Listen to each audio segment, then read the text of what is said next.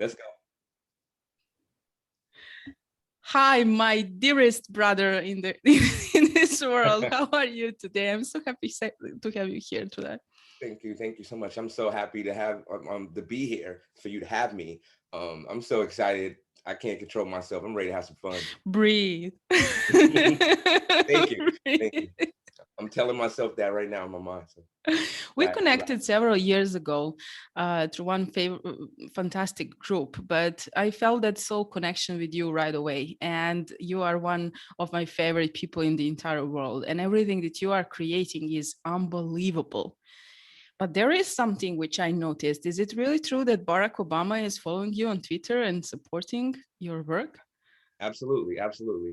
So a Tell us a comedian. little bit. Tell us a I little got bit a about funny that. story. Yeah, I got a funny story. So a comedian friend of mine, he's big time now. He's doing MTV, he's doing, all these TV shows, right? Snoop loves him. I mean, all the celebrities love him, right? He does impressions and he does voiceovers of other people. So Mhm. he did a voiceover of Barack Obama where he's telling people to follow me on Twitter like him, and and he seen it and he loved it. He thought it was hilarious. The thing that my friend from the comedian, his name is Savvy the Amusing, Uh-huh. and yeah, he did this funny skit about the baller mindset, and he put Barack Obama in it, and they loved it. So ever since, we just been rocking out. You are just brilliant. I would And then, like you. Mhm. so one more thing, so I can plug this. So one more thing, Barack Obama has this organization called My Brother's Keeper, Mhm. and his organization, his crew, they hit me up, and Mhm. we do our community work as well. So that's one of the things we do. Wonderful, wonderful. Yeah, you are just brilliant. I know that, but I want my audience to know that too. Tell us a little bit about what is behind the baller mindset and everything that you are doing, because that's Yeah. so cool. So But I'm please tell us more about it. so I'm coming from Mark Zuckerberg and Kanye West, and who else is on? Who's winning in the eyes of the world right now? Elon Musk. As Mm-hmm, far as like the philosophy is the philosophy of winning, mm-hmm, and it's undeniable because business people, they talk about it all the time. When you have a team, you mm-hmm, have to work together, all these different things. And the way that I've learned, and I got my foundation of being a champion and winning in team concepts is through sports. mm-hmm, Everybody knows, through sports you can get people to work together. mm-hmm, um, Nelson Mandela said that um, all the people on the planet really connects the most. The energy, the frequency is the highest when we're actively involved in sports together. It mm-hmm, brings us together. mm-hmm, mm-hmm, So immediately I knew that I had something because sports, basketball in New York when I was a kid growing up, gave me this mindset of a baller because of my training, because of my practice. And I want the kids to know this too. Like mm-hmm, I'm not saying you tap into this mindset and automatically poof, you're a baller. No, I tell the kids that all the time. It don't work that way. mm-hmm, If you're not there yet, there's levels, there's steps to it. So like Grant Cardone does the 10x, I do 10x bowling. So mm-hmm, so mm-hmm, there's levels to it. So once you get to the highest level, then yeah, because you practice and you train first. You got to put the work in order to mm-hmm, be a bowler. You mm-hmm, can't. That goes hand in mm-hmm, hand. You got to believe, mm-hmm. but you have to put the work in too. So the bowler mindset is something that I coined, I trademarked all that stuff. So nobody can use it, or I get some credit because that's how it is in this world sometimes. But I'm coming from True. That's true. I'm coming from Mark Zuckerberg and Facebook because his story is similar to mine. Mhm, And I know even the people that passed away, the ones we celebrate and we quote them, mhm, they all had a winning mindset. All the concepts that a baller has in sports, they had it. So for the present moment, all the winners, all the ballers in their business right now, you're most definitely a baller in what you're doing in your business, and LinkedIn. The list goes on and on. You're doing TED Talks. It's just amazing. You're a baller at what you do. There's a winner at what you do, hands down about it. And it's a frequency, it's an energy. So I tapped into it, and that's why my energy is always high and stuff like that. And I'm displaying what I call the baller effect. Once you tap into that energy, that's how people get to see and feel, how I feel from my experience. Not just it's not just a feeling alone, because if you haven't experienced stuff, the feeling is a little different. mhm. But since I have all these experiences, my feelings for it is just 10x. I'm having the Ball. goosebumps. Like Yeah. seriously. Me too. Me too. Mic Oh, drop. Mic drop. Me too. I'm getting goosebumps talking about it too, because it's so amazing for the kids too. Like it's a game changer. Like literally, like in sports, like it's a game changer mentally. You know what I mean? Yeah, yeah. Yeah. Tell us a little bit about your story, how you came to do what you're doing now. Yes, I mean, Michael Jordan. I have to the first person that I can think of in my head, because he's actually trending right now in the news, and we're about to do a clubhouse event about pro athletes and Mm-hmm. Mm-hmm. personal branding. It's so important to do personal branding. That's what I did. I actually dropped out of sports and in the politics version of it, trying to go from college to the NBA. I dropped out of that and I tapped into my own power Mm-hmm. and I branded myself. So Welcome. right. Thank you for letting me join the party. I'm so happy to join the party. I really am. I love all you guys, independent entrepreneurs. It's an amazing feeling. You don't have nobody telling you what to do. You do what you want. You know, it's Exactly. so fun, right? But yeah. So growing up, you know, everybody loved Michael Jordan. He's from Brooklyn. He was born in Brooklyn, but he Mm-hmm. moved as his family moved into North Carolina as a kid. Mm-hmm. So a lot of basketball players from Brooklyn, if you ask any successful basketball player Mm-hmm. from Brooklyn that went to the NBA or played semi-pro, list goes on and on, Mm-hmm. they tapped into Jordan's energy. Everybody wanted to be like Mike, like those commercials that they used to do Yeah, back in the day. yeah. Uh-huh. So I trained my butt off whenever I could, because my parents would restrict me, because I lived in a dangerous neighborhood. Mm-hmm. I grew up in Brownsville, Brooklyn, the same crazy area that Mike Tyson is from. And if anybody do their story on Mike Tyson, he talks about how it was a horrible place to live. And Mm-hmm. the people Mm-hmm. that Mm-hmm. go there and visit, they scared to go. Mm-hmm. When they go to New York, they scared to go in that area. So I was born and raised in that area, Mm-hmm. right? But I tell people all the time, people be laughing. It's funny. Like all this stuff is funny in hindsight. But I had a beautiful time. I had a wonderful time. Don't get me. And you tell me my life is a movie? Like, Yeah. Your life is absolutely a movie because of those yours stories is that you too. told. Let's be honest here. Like, okay, yours is too. Like, Yeah, seriously. yeah. I mean, I always thought my story was interesting because my father, my dad, he don't like to talk about it. He likes to be behind the scenes. And I used to like to be behind the scenes too. I'm junior, Mm-hmm. but I had to come out. Like it just made sense. I had to come out and show myself and share with the world so I could help people and all those good things. But my dad was honestly, because if we want to do the color thing, because I don't like to do the color thing, but the black, like he was the only black dude in my neighborhood, which they call the projects, right? Or the hood in America, right? Like dangerous areas, right? People don't have no food, they don't government cheese and all that dramatic stuff, right? But don't get me wrong, it was dangerous. People was like mentally ill and hurting each other and hurting their neighbors and robbing each other, and killing each other, doing a lot of crazy stuff, right? Mm-hmm. So these Italians, which at one point I guess he was supposed to be my godfather or whatever, but this Italian guy named Pete, Mm-hmm. he wound up doing meeting my father back in the days when I was a kid Mm-hmm. and started doing business with him. And they started opening up stores in the projects in the hood where it's Mm-hmm. dangerous to open up stores there. Like you'll get extorted. Like the project guys that think they tough and got guns, they would come and try to extort you and say, hey, you got to pay us every week or we're going to rob you or that type of stuff. Mm-hmm. But my father had like 6 brothers. They were so known in Brownsville, where I'm from, and nobody didn't want any problems with them. So they linked up together, and then they opened up a couple of pizza restaurants with my father's name on it. And to this day, people praise him in the community. He don't even want to leave because he feel like a celebrity in Brooklyn. You know what I mean?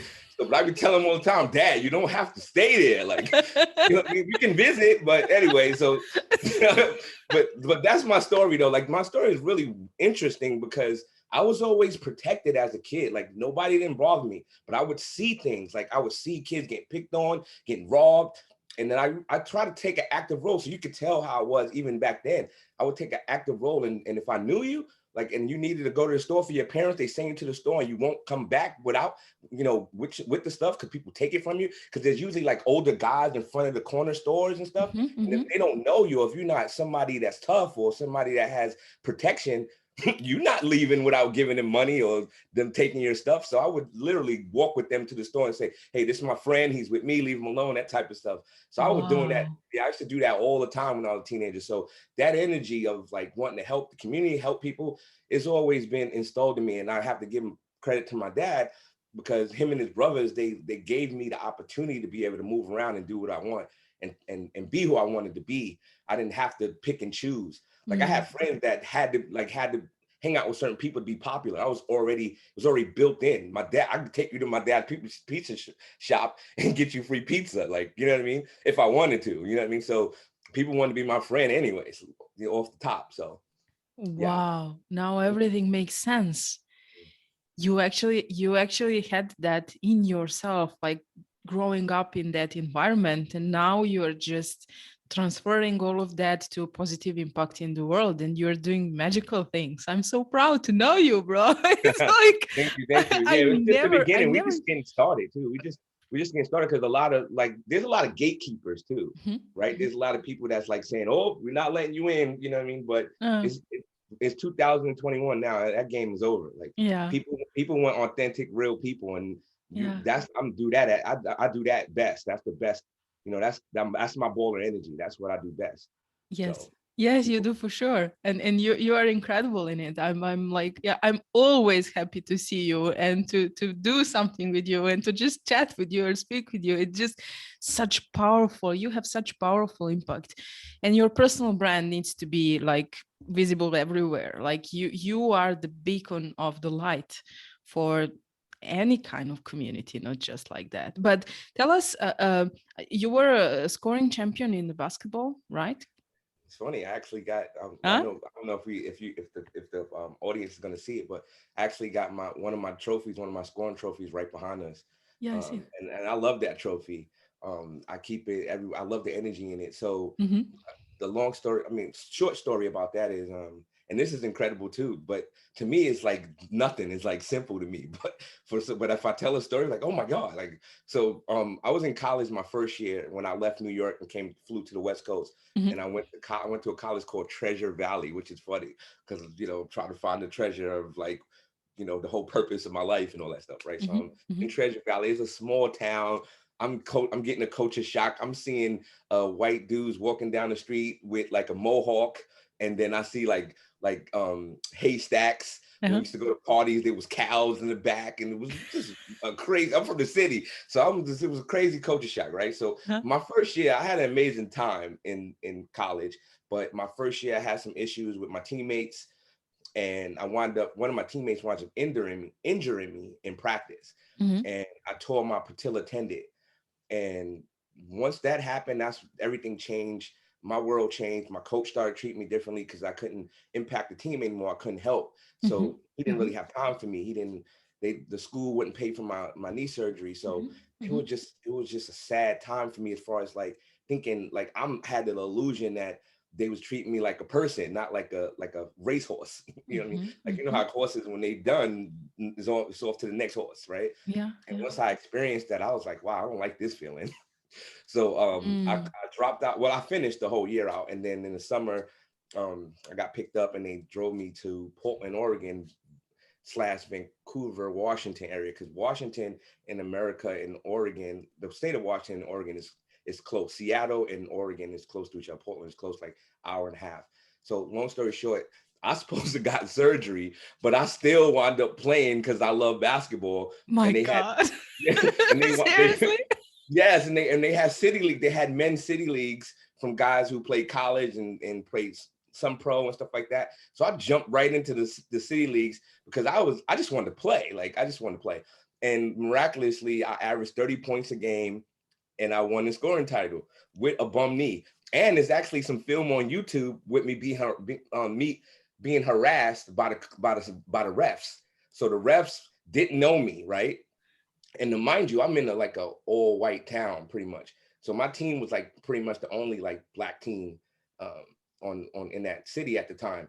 And man, the refs used to try to cheat for the other teams, and the scoreboard people would try to like hold our points, act like we didn't score. It was just crazy. But that's a segue because that's what made me say, you know what, I'm gonna start my own league so we can eliminate all these Mm. crazy problems. You see, this is how the magic happens.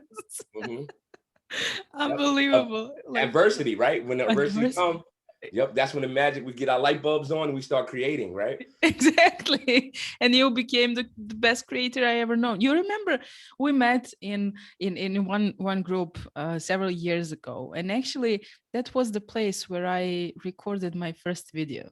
Yes, I remember. That is how afraid I was to actually show up and to actually be who I am until you guys came and supported me. Because, like you, I didn't have any support around me at the time. And I just, but I remember you from very first moment because you were one of the best, like, Yeah, supporters and that's cheerleaders. supporting. And Yes. yeah, and you just have that energy. And I was like, oh wow, I maybe can do this. Once And I thanks saw to your you. once I saw your video, I was like, "Let's go!" You couldn't hear me, but I was like, "Yeah, let's go." See, but the funny thing is, Brian is a genius. First of all, you know what I mean, Yeah, because yeah. he knew already that like in like the future what it was going to be like. Like he Mhm. knew like once you guys tapped in or we tapped in and started shooting videos, we was going to see the growth Yes, from that first video to yes, now. yes. So he knew already. So he it's an amazing, it was such an amazing thing that happened. There's so many awesome things, magical things that happened in that group. And you're Yeah. definitely probably one of the number one amazing things that came out of people from the growth standpoint of like when you started up until now. You But I just couldn't do it without you. I was afraid, really. I was like, I need to step up and to speak. And it was just, that fear that how will people react? I didn't have that self-confidence like now. confidence. But See, but basically you and the guys, you supported me, and I was like, wait a minute, they will support me when I go out, and I'm going all in. see, I'm glad the creator or the universe gave me the awareness to step in and share my energy with other people, because I mean in the public realm, because I already knew by playing sports, and because I'm a point guard, I'm the little general on the floor. So Mhm. my job was to make sure I recognize my teammates, and if they're not having a good game or they struggling, they not hype or excited or on fire, I can help them with that. So I transferred that energy from off the court That's into my exactly what teammates. you do. That's Yep. exactly what you do. And for all of us, I think we all Yep. share the same opinion. What was the first person? Who was the first person who taught you basketball?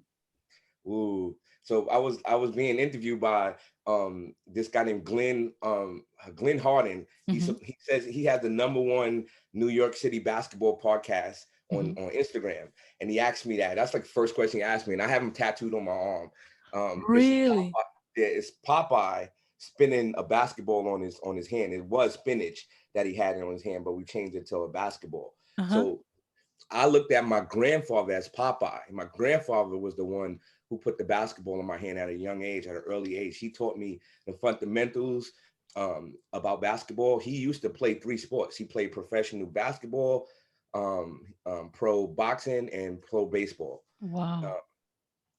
So it was an amazing time to have him with me. He died Mhm. when I was like, I think 14 or something like that. So ever since then, I've been on fire trying to show him. I know he watching me, so I just wanted to show him that everything he poured into me, I'm displaying. And honestly, too, I think I said this on my podcast or somebody else. I'm not sure, but if he didn't give me the love that he gave me, I wouldn't be this loving person to other people. Because in New York City, people are cutthroat and they mad. Like I'll tell you, the place where I come from, where Mike Tyson's from, they're mean out there. Those people, they'll kill you. Like seriously, like this is not a movie. I've done seen dead bodies, all types of crazy stuff, right? So yeah, he was the only person that was like always nice. Like the only person. Like I love my parents, but they're not always nice. I mean, I can go down the list, even teachers, right? But he always consistently was nice to me and loving towards me, and I kept his energy with me, and I share it with people all the time. Wonderful. That's so beautiful. I have the same connection with my grandpa, like the same. That's why I was smiling all the time. It's incredible. And I know he's watching me now Yes, from much love to your above. grandpa too. Grandpa's awesome. Now we're going to have some fun, like we didn't have until now. Let's do it. I mean, I'm already smiling. I've been smiling since we first started, right? Yeah. I will ask you quick questions and you have like 10 seconds to answer to me. Okay. Are you ready? Yep. No heart attacks, nothing like that. I'm Okay. gonna try. I'm gonna try. Yeah, I got some blood pressure meds, so I'm gonna take take the medicine after we're done. That's funny. And you will heal this when the time is up. Okay. Okay. What is your favorite book? So honestly, I thought about that. It's minds. Like I'm working on my the Bowler Mindset book. And kids and parents and adults and people online has been asking me when am I going to drop it. It's been maybe 4 years since I talked about maybe dropping a book. So I think the process of making this book, the Baller Mindset book, and sharing the Baller Mindset in book form with the world is, I think, my favorite so far. But I do have other books that I've read, right? I read your book. Your book is amazing. I Thank love your book. It's one of one of the top 5 books that I have in my catalog. Obviously, Dr. Nandy, I love his book too. I mean, you. all of the royals that came out with their books, they were so heart-based, right? Like they were Yeah, so, it yeah. was kind of like your baby, like, you know what I mean? Like your whole life, that's why I say I love my book too, because it's like your whole life in that first book, you know what I mean? So yeah, I can go on I, and on. I like I Gary Vee. absolutely love the fact that you were so honest, because when we ask people who actually wrote books or who are writing books, they don't say their books. My favorite book is my book, because I Absolutely. pour my heart and mind into it. And Yes. of course, all these books which I read, I really love and respect, but my baby is my baby, right? Yes, exactly. And I love And your there's nothing wrong with authenticity. that. And Like there is some people nothing think wrong there's with something that. wrong with that. Yeah. Yeah, it's not self-centered. It's just my, like really my baby. That would be like if someone asked me who is my favorite kid in the world. My son, of course. Like Right. who else? I love your son too, by the way. He's so cute. He's so funny. So He cute. knows English, but he doesn't want to speak. So he bubbles all the time when I speak with him English. It's very, very funny. Um, let's see the next one. What do you like to do in your spare time except playing basketball? That's so funny. When I even in my spirit time, I love playing basketball. I just can't I get knew enough. that. That's why I Yeah. said Yes, I know. it. I'm trying to think about it. Like I like to swim. I like to swim. So Uh-huh. for the people that don't know, I like to swim. Sometimes they say so-called black people don't like to swim. So I'm out here crushing all these myths about so-called black people too. So You're yes, crushing myths about black people all over the place. So, yeah. So but I yeah, have I to tell you swim. something. Here in Central Europe, it's very rare to see a black person, if that is the correct way for me to Yes, say. And we are very yeah. happy when we see someone. And if you come here and I'm inviting you to be my guest, then you will probably, be Get a like a lot of looks like celebrity what the. here, and everyone Yeah. will just run after you to take a picture. So like right away, as soon as you land, you will be a celebrity because we Yeah, love. the love overseas is amazing for black people in America, and they need to know that. They Yeah, need yeah, to know yeah. like It's incredible. We we're have one supported. very, very huge music festival. It's Mhm. the biggest in Europe, and that's the only time when actually people from all over the world are coming Oh, here. yeah, yeah. And yeah, usually black people are like, the most interesting, and everyone runs after you to get at least one picture, if not anything else. So be prepared. If you come here and I will invite you, be prepared to be a celebrity right away. Awesome. And Awesome. tell us a little bit about how people can find you, how they can reach out to you, and what we can expect from your magic. So yeah, so Clubhouse is awesome right now. I've been on fire. Like I'm addicted to Clubhouse now.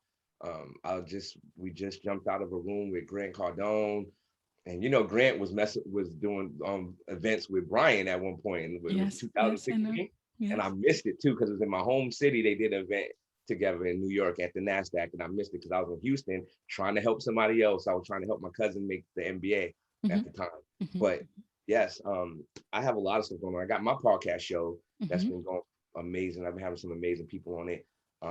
And yeah, I could go on and on. I got a lot of stuff going on. So just check out coasttocoastbowlers.com, or just Google my name and all the stuff pops up. So Thank I you have a so lot of stuff. much. Thank you so much for being my guest. I truly enjoyed, and I hope you did too. It was my pleasure, of course. Absolutely. What are Mr. you talking about? Like, I just need some popcorn and I'm good. Like, cool. but it's good to see you. It's always good to see you. I'm excited. Like one of the things that I would love to manifest is that we do a conference together, like all of us, like all of the ex-royals, if that's what you want to call them. Everybody that we know, and I'll bring in some of my friends that I know from that's influencers that wasn't in the Royal Society. to get the energy high. But Mhm. I really I think that we're pushing towards, because okay, so the people in the Royal Society, they're getting bigger now, right? Yeah. And so the more bigger we all get, then the more powerhouse is going to be. So I Yeah. think I'll put the money up too, to do a conference for us to speak to our audience and That's one kids. of my wishes too. I would really Yeah, like to meet all of you guys. And can you imagine the power of the energy at that yeah, place yeah, when definitely. it's just like it's going to blow the world. Yeah, I'm sure. Absolutely. I'm excited for that. I'm definitely excited for that. Let's make it. We will make it. Yeah, for Yeah. sure. Yeah, Yeah. we'll keep talking about it, having some jokes about it, right? Yeah. So We'll make it. let's Thanks so do it. much once again. And I'm looking forward to seeing you soon. Love My you. pleasure. Bye Talk to you bye. soon. Talk